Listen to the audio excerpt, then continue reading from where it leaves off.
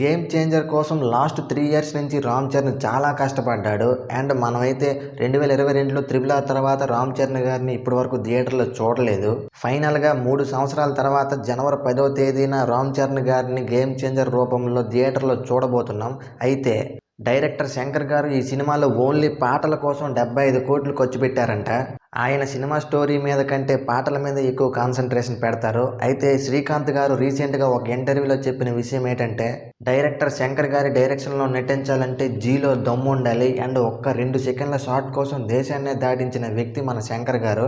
నిజంగా రామ్ చరణ్ గారు చాలా గ్రేట్ అసలు. ఎందుకంటే శంకర్ గారి డైరెక్షన్లో నటించాలంటే చాలామంది భయపడతారు. కానీ రామ్ చరణ్ గారు 3 సంవత్సరాలు చాలా బాగా కష్టపడి ఈ సినిమాని ఒక మంచి బ్లాక్ బస్టర్ చేయడం కోసం చాలా కష్టపడ్డారు ఇద్దరు కూడా. ఎట్టకేలకు నిన్న సాయంత్రం 5 గంటలకి ట్రైలర్ అయితే వచ్చింది. ట్రైలర్ చూసిన తర్వాత నాకైతే మైండ్ పోయింది. ట్రైలర్లో ఒక డైలాగ్ ఉంటుంది, రాకి రా సార్కి సార్. ఆ డైలాగ్కి తోడు తమన్ బీజిఎం వేరే లెవెల్ అసలు. నిజంగా థియేటర్లో ఈ డైలాగ్ వచ్చినప్పుడు తగలబడిపోతాయి మొత్తం. అండ్ ఫైనల్గా ట్రైలర్ చూడని వాళ్ళు ఉంటే చూసేయండి. మనం దీనికి ఇచ్చే రేటింగ్ 2.5.